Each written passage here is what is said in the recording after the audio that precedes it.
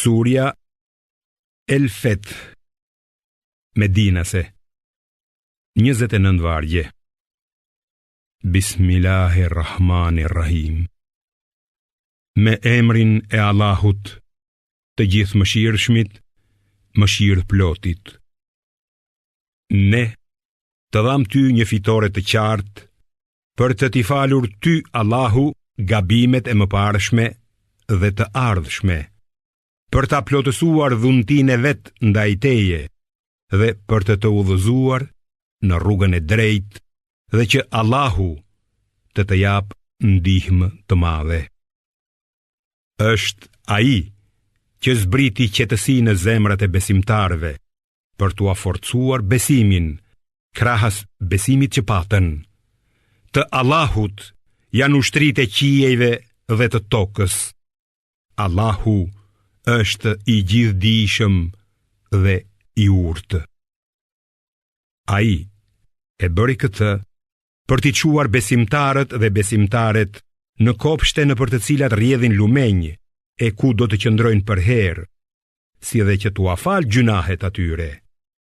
Kjo, në sytë e Allahut, është fitoria më e madhe. Gjithashtu, ai e bëri këtë për t'i ndëshkuar hipokritët dhe hipokritet, idhujtarët e idhujtaret që mendojnë keq për Allahun. Radha e fatkeqësisë, le t'i godas ata. Allahu është zemruar me ata, i ka mallkuar dhe u ka përgatitur xhehenemin. E sa vend i shëmtuar që është ai. Të Allahut janë ushtritë e qiejve dhe të tokës. Allahu është i plot fuqishëm dhe i urtë. Me të vërtetë, ne të kemi dërguar ty Muhammed, dëshmitar sjellës të lajmeve të mira dhe paralajmërues, që ti besoni Allahut dhe të dërguarit të tij, që ta ndihmoni e ta nderoni atë, Muhammedin a.s. dhe që ta lavdëroni atë, Allahun xheleshanihu, me namaz në mëngjes dhe mbrëmje. Ata që të janë betuar për besnikëri, në të vërtet, janë betuar për besnikëri Allahut. Dora e Allahut është mbi duart e tyre. Ai që e prish betimin, e prish në dëm të vetes. Por nëse e mban besën ndaj Allahut, ai do t'i jap atij shpërblim të madh. Do të thonë ty, arabët e shkretëtirës, të cilët ngelen pas jush: ne ishim të zënë me bagëtit dhe familjet tona, prandaj lutju Allahut që të na falë ne. Ata thonë me gjuhën e tyre atë që nuk e kanë në zemrat e tyre. Thua ju, kush mund ta pengoj Allahun ndaj jush, nëse ai kërkon t'ju godas, ose nëse synon t'ju bëjë ndonjë të mirë? Allahu e di atë që ju bëni. Jo. Ju menduat se i dërguari dhe besimtarët nuk do të kthehen kurrë te familjet e tyre dhe zemrat tuaja ishin të kënaqura me këtë trill. Ju ushqyet mendime shumë të këqija dhe kështu u bët popull i pavlefshëm i nisur drejt shkatërimit. Kush nuk beson në Allahun dhe në të dërguarin e tij, ta di se ne kemi përgatitur për mohuesit një zjarr flakërues. I Allahut është pushteti i qiejve dhe i tokës. Ai fal këtë doj, e dënon këtë doj. Allahu është falës i madh dhe mëshirë plot. Ata që ngelen pas jush, do t'ju thonë kur të niseni për të marrë plaçkën e luftës: na lejoni edhe neve që të vim pas jush. Ata do të donin t'i ndronin fjalët e Allahut. Thua ju kurse si nuk do të vini pas nesh. Këtë e ka thënë Allahu qysh më parë. E ata do të thonë: nuk është ashtu, por ju na keni zili. Sa pak që kuptojnë. Thua ju atyre arabëve të shkretëtirës që ngelen pas jush: Ju do të thirreni për të luftuar kundër një populli shumë luftarak, nëse ata nuk dorëzohen. Nëse bindeni, Allahu do t'ju jap shpërblim të mirë. Por nëse shmangeni, ashtu siç keni bërë edhe më parë, ai do t'ju ndëshkojë me dënim të dhëmshëm. Nuk është gjunah për të verbrin, as për të çalin, as të sëmurin që të mos marrin pjesë në luftë. Kush i bindet Allahut dhe të dërguarit të tij, do të shkojë në xhenete, nëpër të cilat rrjedhin lumenj, kurse ai që shmanget do të ndëshkohet me dënim të dhëmshëm. Allahu është i kënaqur me ata besimtar kur tu betuan për besnikëri në hijen e pemës.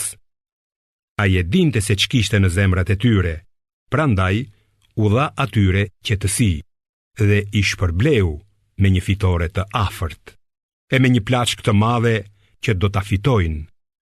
Allahu është i plot fuqishëm dhe i urtë. Allahu ju premtoi plaçk të pasur, të cilën do ta fitoni e ju a shpejtoi këtë juve. Ai i largoi duart e njerëzve prej jush, me qëllim që fitoria juaj të jetë një shenjë për besimtarët e vërtet dhe që t'ju udhëzoj në rrugën e drejtë. Allahu e di edhe për të tjera fitore e plaçka lufte, të cilat ju ende nuk i keni fituar. Allahu është i fuqishëm për çdo gjë. Nëse mohuesit nisen në luftë kundër jush, me siguri që ata do të ikin dhe pastaj nuk do të gjejnë as mbrojtës, as ndihmës. I till ka qenë ligji i Allahut edhe më parë, e ti kurrë nuk do të gjesh ndryshime në ligjin e Allahut. Është ai që i ka penguar duart e tyre ndaj jush dhe duart tuaja ndaj tyre brenda në Mekë, pasi ju dha fitoren mbi ata. Allahu i sheh të gjitha çfarë bëni ju. Jo besimtarët ju penguan t'i afroheni xhamisë së shenjtë dhe penguan kafshët për kurban që të arrinin në vend. Po të mos kishte qenë për disa besimtare në Mekë që ju nuk i njihnit, e kështu mund t'i merrnit në përkëmbë duke bërë gjunah kundrejt tyre pa e ditur, Allahu do t'ju kishte urdhëruar t'i luftonit ata. Sikur ata të ishin veç, ne do t'i ndëshkonim me dënim të dhëmshëm ata, banor të Mekës, që nuk besuan. Dhe kur në zemrat e mohuesve u shfaq zelltaria pagane, Allahu zbriti qetësinë e tij në zemrën e të dërguarit të tij dhe të besimtarve, e i bëri ata të mbështeten fort në fjalën e përkushtimit ndaj Allahut. Ata kishin më të drejtë, e qenë më të denjë për të. Allahu është i gjithdijshëm për çdo gjë. Allahu e përmbushi me të vërtet vizionin e të dërguarit të tij, i cili kishte thënë: me siguri ju do të hyni në xhamin e shenjtë, dasht Allahu, të sigurt, kokëruar dhe flok shkurtuar, pa kurfar frike. Ai e dinte atë që nuk e dinit ju, dhe veç kësaj ju dhuroi një fitore të afërt. Është ai që e ka çuar të dërguarin e vet me udhëzimin dhe fen e vërtet, për ta ngritur atë mbi të gjitha fet. Allahu mjafton si dëshmitar. Muhamedi është i dërguar i Allahut. Ata që janë me të, janë të ashpër ndaj jo besimtarve e të mëshirshëm midis tyre. I sheh ata si përkulen dhe bien në sejdë, duke kërkuar dhuntin dhe kënaqësinë e Allahut. Në fytyrat e tyre shihen shenjat e sejdës. Ky është përshkrimi i tyre në Teurat, ndërsa në Ungjil shembulli i tyre përshkruhet si një fare mbjellë që lëshon filiza e forcohet, e pastaj ngrihet e fort me kërcellin e vet, duke i gëzuar mbjellësit. Kështu përshkruhen ata, me qëllim që nëpërmjet tyre ai t'i zemëroj mohuesit. Për ata midis tyre që besojnë dhe kryen vepra të mira, Allahu ka premtuar falje dhe shpërblim të madh.